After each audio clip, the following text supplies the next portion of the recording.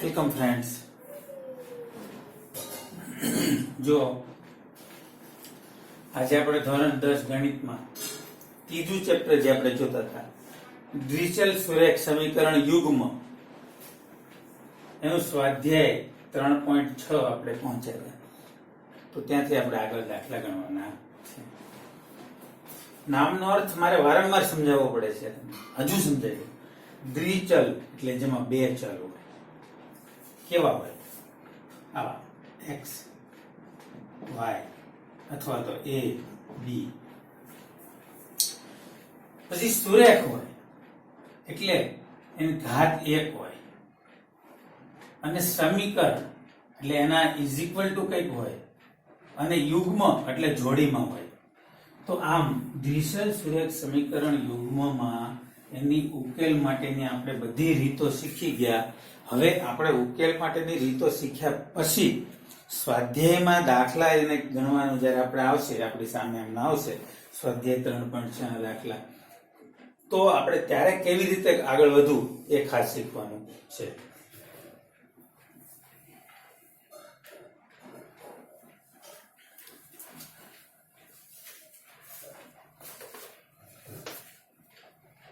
જો આનો ઉકેલ મેળવવાનો છે. સમીકરણ યુગ્મ લખું છું 1/2x વત્તા 1/3x ઇઝ ઇક્વલ ટુ 2. અને બીજું સમીકરણ છે 1/3x પ્લસ 1/2 2y 3y અહીંયા 2y ઇઝ ઇક્વલ ટુ 13/6. આ બે સમીકરણને ઉકેલવાની વાત કરે છે. મિત્રો, તમે જોતા જ કહેશો કે આ બંને સમીકરણ છે ને એ સુરેખ સમીકરણ જ નથી. પહેલી વાત તો ત્યાંથી શરૂઆત થાય. આ બંને સમીકરણ છે ને સુરેખ સમીકરણ છે જ નહીં. કારણ કે તમે આ 1/2x છે એને આમ લખીએ, કઈ અંશમાં લખવું હોય તો 1/2 x raised to -1. તો સુરેખ સમીકરણમાં તો ચલની ઘાત 1 જ હોય. આ -1 ક્યાંથી આવી ગઈ? એટલે પ્રથમ દ્રષ્ટિએ તમને એવું લાગશે કે આપેલ દ્વિચલ સુરેખ આપેલ સમીકરણ યુગ્મ સુરેખ સમીકરણ નથી. સારું, પણ હવે એના માટે હું તમને સમજાવું. તમારી ધારણા એકદમ બરાબર છે, એકદમ સાચી છે. સુરેખ સમીકરણ તો છે જ નહીં, પણ આપણે એને સુરેખ સમીકરણમાં કન્વર્ટ કરીએ અને પછી એનો ઉકેલ મેળવવાનો છે. એક એક્સ્ટ્રા એવું કન્વર્ઝેશન કેવી રીતે થશે એ સમજાવું. જો આ સમીકરણ 1 હતું, આ સમીકરણ 2 લખું છું. સમીકરણ 1 તથા 2 માં 1/x બરાબર a તથા 1/y બરાબર b મૂકતા, જો અહીંયા 1/2 1/x ની જગ્યાએ હું લખ્યું આપણે a, એટલે a/2 થઈ ગયું, વત્તા 1/3 તો છે જ, 1/y ની જગ્યાએ હું લખ્યું b, એટલે b થઈ ગયું, ઇઝ ઇક્વલ ટુ 2. અને તથા આ થઈ ગયું 1/3a. આમ લખો તો પણ ચાલે અને આમ લખો તો પણ ચાલે, પ્લસ b/2 બરાબર 13/6 આમ થશે. જો આપણે ધારી લેવાનું 1/x એટલે a. તો જો આ 1/x કે આ 2 તો છેદમાં છે જ ઓલરેડી, તો છે જ અહીંયા, પણ 1/x ની જગ્યાએ શું આવી ગયું? a આવી ગયું. એ જ રીતે 1/y બરાબર b, તો આ રહ્યો b. ત્રણને સંખ્યાને કાંઈ નથી કરવાનું, સંખ્યા જ્યાં છે ત્યાં રહેવા દો. એ છેદમાં છે તો છેદમાં રહેવા દો, અંશમાં છે તો અંશમાં રહેવા દો, ગુણાકારમાં છે તો ગુણાકારમાં રહેવા દો, ભાગાકારમાં છે તો ભાગાકારમાં રહેવા દો. એને કાંઈ નથી કરવાનું, માત્ર ને માત્ર ચલ એને આપણે કન્વર્ટ કરશું. તો હવે જો અહીંયા એની કેટલી ઘાત કહેવાય? 1. અને બી ની કેટલી કહેવાય 1.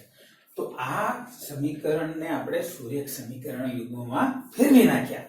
હવે જોઈએ, હવે સાદુરૂપ તો આપણું જે જનરલ હોય એ જ છે, આમાં કોઈ બીજી નવી રીત છે નહીં. 3a 3a plus 2b is equal to 3 દુ 6 દુ 12. ચલો, તથા અહીંયા શું મળશે? 2a plus 3b is equal to 13 ગુણ્યા 6 ના છેદમાં 6. 6 6 ઉડી જાય. જો 2 ગુણ્યા a એટલે 2, 3 ગુણ્યા 2 એટલે 3b, 3 દુ 6, 6 સામે જાય તો અંશમાં જાય, 6 કેન્સલ થાય. બસ, હવે આપણે આ બે સમીકરણ ઉકેલવાના. બધું ભૂલી જાઓ, આગળનું બધું ભૂલી જાઓ. હવે આ સમીકરણ 1 છે એને આપણે એક કામ કરીએ,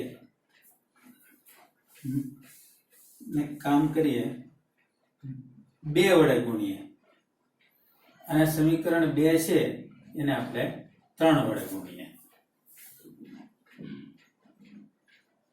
તો ગુણાકાર કરતા આપણને શું મળશે? તો 2 વડે ગુણો, 6a પ્લસ 4b બરાબર 24. આ સમીકરણ 1. અને 3 વડે ગુણો, 6a પ્લસ 9b બરાબર 39. અને કેટલા વડે ગુણો? 3 વડે. હવે આના માઇનસ માઇનસ ને માઇનસ લોપની રીતે ઉકેલીએ છીએ આપણે. 6a પ્લસ 6a માઇનસ 0 થઈ ગયા. માઇનસ 5b આવશે અહીંયા. જો કેવી રીતે? એકની પ્લસ નિશાની છે, એકની માઇનસ છે. બરાબર, 9 મોટા છે, એમાંથી 4 બાદ થાય તો 5 વધે. પાછળ b છે તો b લખવાનું, અને મોટી સંખ્યાની નિશાની કેવી છે? માઇનસ, તો અહીંયા માઇનસ લખવાનું. હવે આનું સાદુરૂપ આપીએ તો આપણને મળશે આમાં -15. હવે તો b ની કિંમત કેટલી? b બરાબર -15 ના છેદમાં -5. તો માઇનસ માઇનસ કેન્સલ થઈ ગયા. 15 ના છેદમાં 5 એટલે 3 થઈ ગયા. તો b બરાબર આપણને 3 મળી ગયા. પણ આ આપણો જવાબ નથી મિત્રો. b બરાબર 3 મળ્યા છે એ આપણો જવાબ નથી. એ રકમમાં ક્યાંય એને બી પૂછ્યું જ નથી. તો એને બી તો આપણે જાતે ઊભા કરેલા છે. તો પેલા તો બી મેળવો, એના પરથી એ મેળવી લઈએ. આ કિંમત 1 માં મૂકતા, આ કિંમત 1 માં મૂકતા 1 આ છે 3a પ્લસ 2b બરાબર 12. 1 મૂકો એમાં, b બરાબર 3, 3a પ્લસ 2b બરાબર 3 બરાબર 12. હવે 3a પ્લસ 6 બરાબર 12. તો 3a ઇઝ ઇક્વલ ટુ 6 થાય, a ઇઝ ઇક્વલ ટુ 2 થાય. 6 ને બરાબર ની સામે -6 થાય, 12 માંથી 6 બાદ થાય, 6 વધે, 3 ને છેદમાં લઈ જઈએ, ભાગ્યા 2, 6 ભાગ્યા 3 એટલે 2 આવે. હવે આ તમને મળી ગયું. હવે જો, હવે આપણે શું લખશું ખબર છે? આપણે x ને y ની કિંમત લખવાની છે. તો જો 1 ના છેદમાં x બરાબર a, એટલે 1 ના છેદમાં હવે x બરાબર a.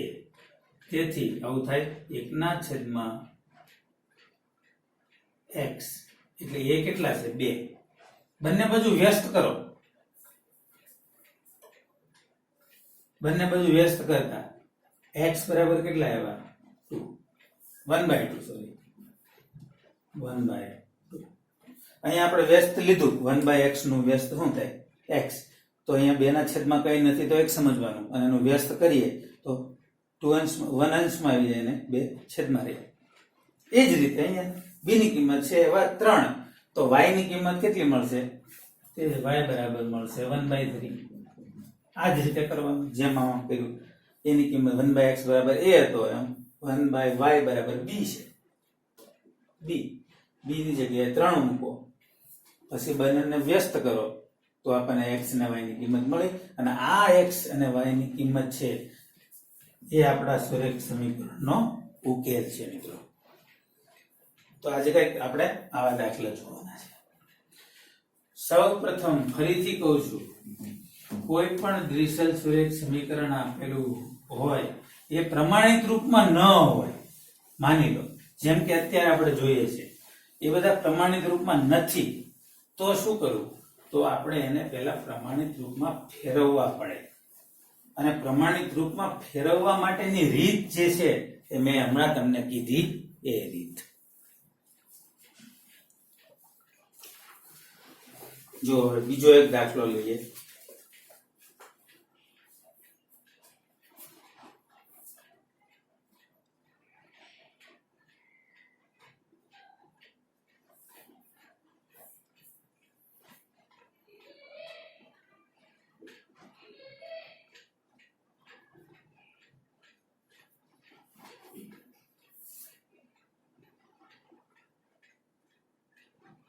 જો બીજામાં આવું છે 2/√x પ્લસ 3/√y બરાબર 2, 4/√x માઇનસ 9/√y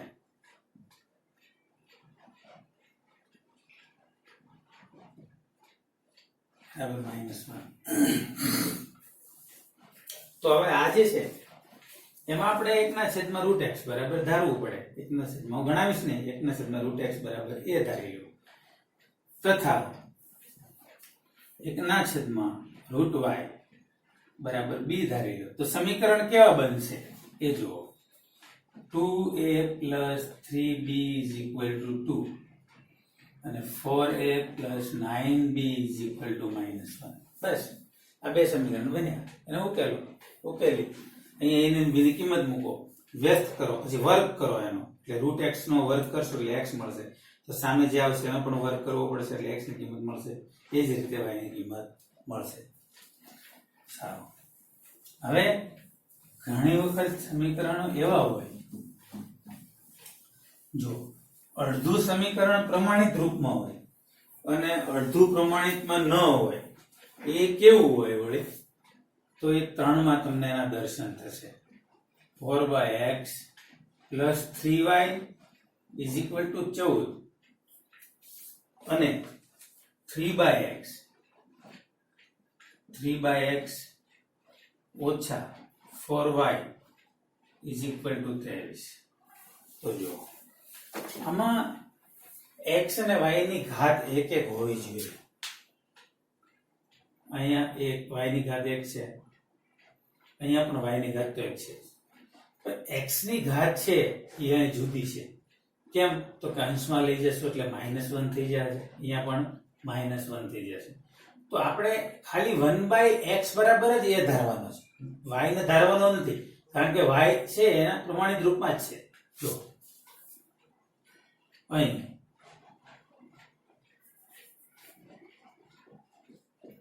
1/x બરાબર એ લેતા સમીકરણ કેવું બનશે? 4a + 3y અને તમારે b લેવો જ હોય તથા, તો આમ લઈ શકાય, તથા y બરાબર b લેતા તો તમને b વડે મળશે. લો બરાબર 14 અને 3a - 4b બરાબર 23. આ તમને સમીકરણ મળી ગયું. આ સમીકરણ 1 છે, આ સમીકરણ 2 છે. હવે લોકની રીતે ઉકેલતા આપણને આવડે છે. શું કરશું આપણે? આ સમીકરણ છે ને એને 4 વડે ગુણો અને આને 3 વડે ગુણો. કેમ? જો 3 ચોક 12, 4 તારી 12. તો આ સમીકરણ આપણને આવું મળ્યું. 16a + 12b બરાબર 56. આ પહેલું છે 9a - 12b બરાબર 69 23 ગુણ્યા 3.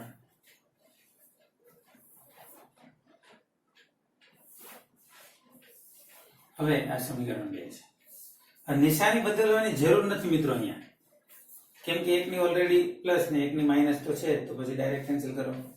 16 અને 9 એટલે આપણે એનો સરવાળો કરશું 25.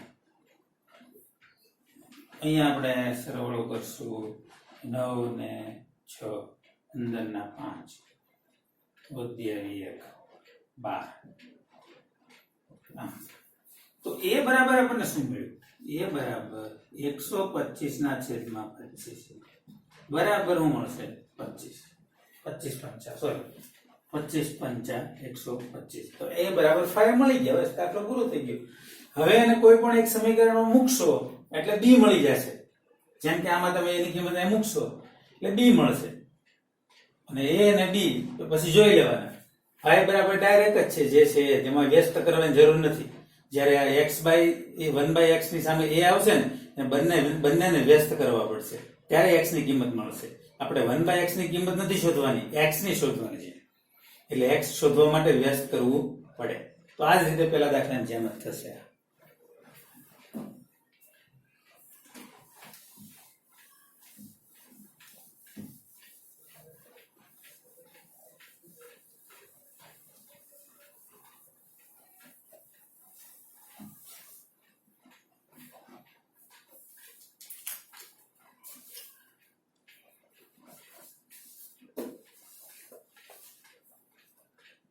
આગળ જોઈએ.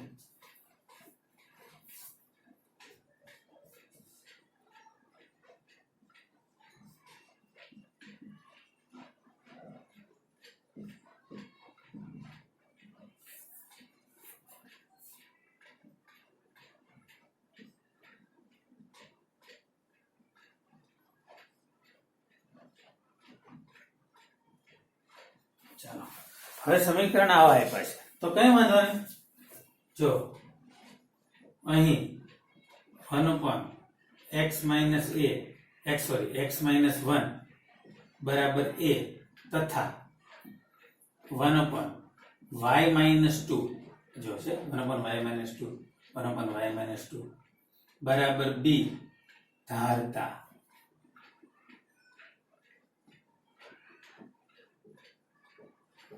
સમીકરણ કેવા બનશે ખબર? તેથી આ બનશે 5a plus b બરાબર 2. આ પહેલું બન્યું. બીજું કેવું બનશે? 6a minus 3b બરાબર 1. લો, આ સમીકરણ બની ગયા. આ બીજું બન્યું. શું કર્યું આપણે? જો જે કિંમત લીધી તે મૂકી 6 1 ના છેદમાં x minus 1 એટલે શું? a. તો બાજુમાં a માઇનસ તો માઇનસ 3 તો 3 પછી અંશમાં 3 તો આવી ગયા. હવે એક વધે 1 ના છેદમાં y minus 2 એટલે શું થાય? b થાય. બરાબર શું છે? 1 છે. બસ તે સોલ્વ. હવે આપણે એક કામ કરીએ. આનો ઉકેલ લાવવા માટે આપેલ સમીકરણ છે ને, એને 1 ને 3 વડે ગુણીએ અને આને કાંઈ નહીં તો 1 વડે ગુણીએ. તો જો ગુણાકાર કરતા આપણને આવું મળશે 5 તારીખ 15 વત્તા 3b બરાબર 6. આ ઇક્વેશન નંબર 1 મળ્યું. ઇક્વેશન નંબર 2 તો છે 6a minus 3b is equal to 1. આ ઇક્વેશન નંબર 2. હવે આનો સરવાળો કરશો એટલે -3b plus 3b કેન્સલ થઈ જશે અને અહીંયા આવશે 15 વત્તા 6 એટલે 21a બરાબર 7. તો a બરાબર 7 ના છેદમાં 21. તો a બરાબર કેટલા થશે ખબર છે? જો 21 ના છેદમાં 7 સોરી x બરાબર સોરી તમે હું ફરીથી લખીને બતાવું. જો એની કિંમત મળી ગઈ. હવે એની જગ્યાએ આપણે શું લખીએ? 1/x minus 1. એની જગ્યાએ લખાય 1/x minus 1 બરાબર. તો તો એની જગ્યાએ જે હતું એ બેઠું લખ્યું, તો અહીં જે છે એ બેઠું લખવું પડે. તો અહીંયા આપણે 1/3 લખીએ ગઈએ, કારણ કે 7 તારીખ 21. હવે બેને વ્યસ્ત કરો તો x - 1 બરાબર 3. આ સમીકરણ 4 મેળવ્યું. એ જ રીતે જો આ કિંમત છે એની કિંમત જે મળી, કેટલી મળી તો કે 1/3. એ કોઈ પણ બીજા એક સમીકરણમાં મૂકો, તો માની લો સમીકરણ 1 માં મૂકું છું, 2 માં મૂકું, a બરાબર 1/3 સમીકરણ 2 માં મૂકતા સમીકરણ કોઈ પણ માં મૂકી શકો તમે. 2 જો અહીંયા આવ્યું 6a - 3b = 1. એની કિંમત કેટલી આવી છે પેલા અહીંયા જો, એની કિંમત 1/3 આવી, એ છે અહીંયા, એની કિંમત 1/3 આવી, તો એ મૂકો. 6 1/3 - 3b = 1, તો 2 વડે ભાગો. 2 - 3b બરાબર 1. 1 ને આ બાજુ લઈ લો, 1 ને તમે જેવો આ બાજુ લેશો એ -1 થઈ જશે, 3b સામે પ્લસ થઈ જશે, 3b બરાબર +1 વધશે અને b બરાબર 1/3. હવે b ની કિંમત મૂકો, જોઈ અરે 1/y-2. તેથી